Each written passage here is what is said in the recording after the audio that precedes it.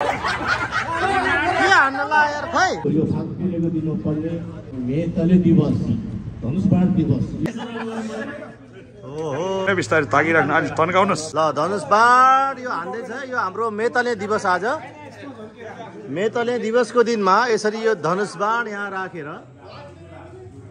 यो बाण हान्ने हाम्रो गुरुङहरूको चाड मध्येको एउटा महत्त्वपूर्ण चाड हामीले मानेका छौँ जुनलाई चाहिँ यसरी यहाँबाट चाहिँ हामीले पहिला जिजीबाजेको जमानामा चाहिँ गोली बन्दुक बारुद नभएको बेलामा चाहिँ हामीले यसरी धनुषबाणद्वारा चाहिँ हरेक क्रियाकलापहरू गर्ने गरिन्थ्यो यसमा चाहिँ यो धनुषबाण दिवस चाहिँ गुरुङहरूको चाड मध्येको एउटा चाड भएको हुनाले यो चाडमा चाहिँ सबैजना सहभागी भएर यो चाड मनाउने कार्यक्रमहरू भइरहेको छ अब चाहिँ यो धनुषबाण दिवस मेतले दिवस भनेर हामीले यसलाई चाहिँ नामाङ्करण गरेको छौँ गुरुङ भाषामा यहाँ सबैजनाले पालै पालो आफ्नो धनुषबाण हान्दै हुनुहुन्छ अब यहाँ सरले हान्दै हुनुहुन्छ है ओ ल हेर्नुहोस् त झन्डै झन्डै आएको हो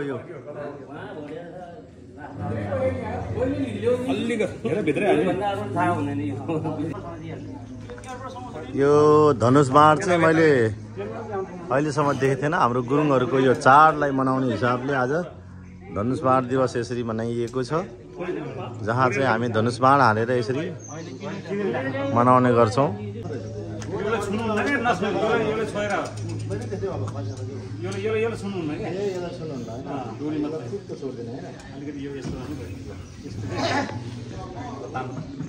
भने बिस्तारै ताकिराख्नु अलि तन्काउनुस्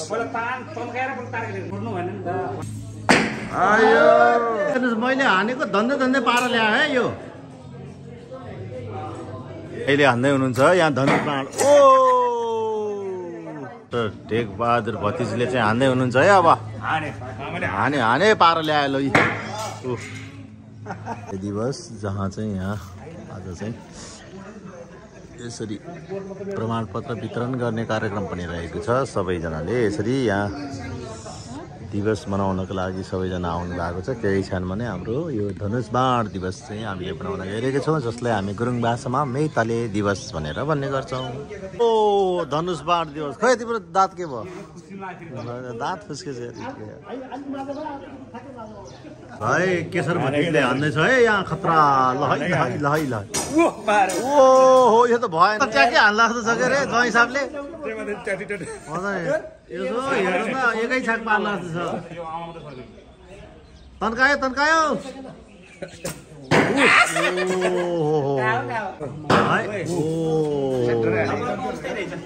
दाइले हान्दैछ फुल तान्नु पर्यो यति तानेर भएन अहिले तान्नु पर्यो के तानेको भएन ताने ताने ताने ताने दियो दियो ओ पारा ल्यायो है एउटा भएन यहाँ चाहिँ यहाँ सेतोमा लाग्यो 1 नम्बर यसमा लाग्यो 2 यसमा लाग्यो 3 नम्बर यो 4 नम्बर 5 नम्बर 6 8 10 यसरी चाहिँ यहाँ लाग्दाखेरि चाहिँ यहाँ नम्बर आउने भएको छ अब चाहिँ केही क्षणमा चाहिँ हाम्रो यो धनुषबाण मेतले दिवसमा चाहिँ कार्यक्रम सुरु हुन लागिरहेको छ सबैजना एकदमै तयारी अवस्थामा एकदमै सबैजनाले चाहिँ आफ्नो नाम लेखाइ टिपाइसक्नु भएको छ अब भने केही क्षणमा नै औपचारिक रूपमा यो मेतले दिवस यानि कि यो धनुषबाण हान्न लागिरहेको छ सबैजनालाई विशेष धन्यवाद यस मेतले दिवस कार्यक्रममा प्रमुख अतिथिको आसन ग्रहण गरिदिनु लागि म तौयुला छौदी गुरुङ राष्ट्रिय परिषद गण्डकी प्रदेशका संगठन सचिव आदरणीय व्यक्तित्व प्रधान बहादुर गुरुङज्यूलाई म आजको यस मेतलेमा म अमरवीर गुरुङज्यूलाई यस मेतले दिवस धनुषबाण कार्यक्रममा विशेष अतिथि आसनलाई हार्दिक अनुरोध गर्दछु यसै गरी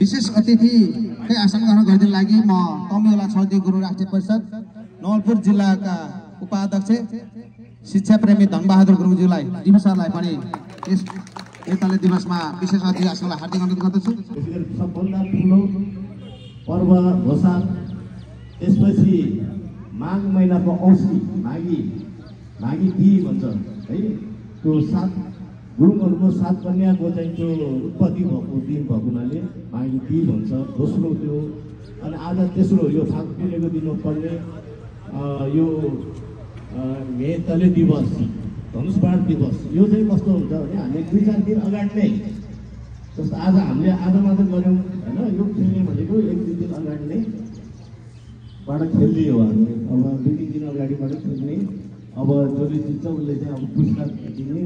अब त्यस्तै अब यो चाहिँ हाम्रो चाहिँ पुर्खाहरूले यो चाहिँ त्यो बेलाको जमानामा चाहिँ एउटा धनुषको चाहिँ विद्या चाहिँ अनिवार्य थियो।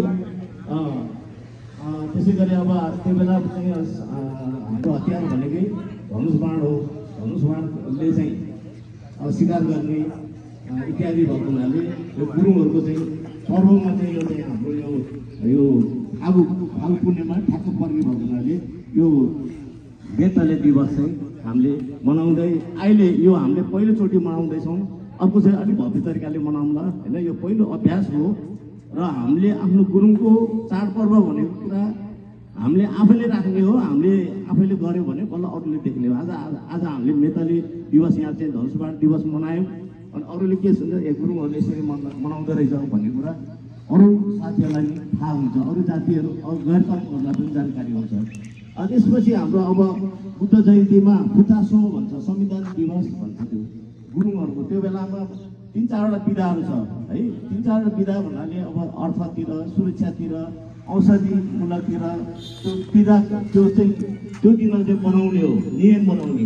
यो चाहिँ पूर्व कालदेखि हाम्रा पुर्खाहरूले गरिआएका र त्यो चाहिँ फुतासो भनेको बुद्ध जयन्तीको दिनमा पर्छ। वैशाख पुर्णे भन्ने गरिन्थ्यो। त्यो दिनलाई चाहिँ फुतासो संविधान सभा दिवस भनिन्छ। त्यसपछि आउँछ हाम्रो 9 गुरुहरूको पूजा। त्यो चाहिँ जेठ महिनाको दशहरामा पर्छ। त्यो भन्नाले कस्तो भनेदेखि हामीले बुद्ध जयन्ती मनाउँछौँ, पुर्णे हुन्छ, पुर्णेपछि औँसी आउँछ, औँसीको ठ्याक्कै दशमीको दिन पर्छ दशहरा चाहिँ होइन हो। त्यसमा चाहिँ हामीले 9 महागुरु हाम्रो उत्पत्ति भएकोमा 9 महागुरुको पूजा गर्छौँ। र मैले अहिले यहाँहरूलाई एउटा के अनुरोध गर्न चाहेँ भने आउनु भएको कार्य समितिका साथीहरूलाई के अनुरोध गर्न चाहेँ भने जस्तो हामीले रानीतालमा चाहिँ अनुसारवादी चण्डी देउरालीको हामीले यो पञ्चमीको दिनमा फाल पुर्णेपछि फाल पुर्णे बुद्ध जयन्तीको पञ्चमीको तिथिमा हामीले गर्दै आएका थियौँ। त्यसलाई चाहिँ अब त्यही पर्व हामीले जो 9 महागुरुको पर्व पारेर चाहिँ त्यहाँ पूजा गर्ने हो कि भने यहाँ मेरो चाहिँ त्यहाँहरूलाई प्रस्ताव मात्र हो, त्यही मान्नुपर्छ भन्ने कुरा होइन। किनभने गुरुङहरूको पर्व भनेर देखाउन पनि परेछ हामीलाई र एक दिन पूजा गर्नु छ त्यो दिन पारेर हाम्रो त्यहाँ गर्दाखेरिमा राम्रो हुन्छ कि भन्ने मेरो यो मैले जाने जति कुरा मैले यहाँहरूलाई भने। त्यसपछि अब साउने सङ्क्रान्ति पनि गुरुङहरूकै पर्वहरू भयो है।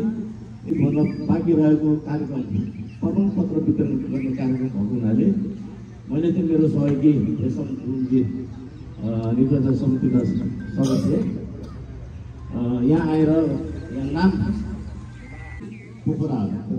त्यही भएर अब अहिले हामी 2 जना मात्रै छौँ र यो धनुषबाण गुरुङ समाजका नवनिर्वाचित अध्यक्षज्यूले हान्दै हुनुहुन्छ है यहाँ। ल धनुषबाण मेतले दिवस हो। 8 दिवसमा चाहिँ एकदमै रमाइलो भइरहेको छ। यहाँ चाहिँ सबैजना एकदमै यसरी धनुषबाण हान्नको लागि सबैजना तयारी अवस्थामा छ। यो चाहिँ रमाइलो भइरहेको छ। हाम्रो गुरुङहरूको चाड हामीले मनाइरहेका छौँ धनुषबाण दिवस। त्यसपछि चाहिँ धनुषबाण हान्नलाई दाइले चाहिँ हामी अलिक अब गुरु तन्त्र मन्त्र जपेर हान्नु त। आजको पहिलो पुरस्कार तन्त्र मन्त्र जप्न पाउँछ पाउँदैन हो फेरि। ओहो ल लामो गुरुको धनुषबाण ल खतम के हान्न ला यार खै मान्छेलाई हान्छ फेरि। मान्छेलाई हान्यो भने त खत्तम छ नि जिन्दगी यार। खै त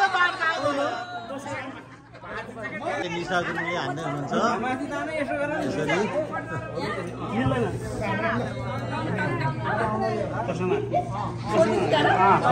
मेतले दिवस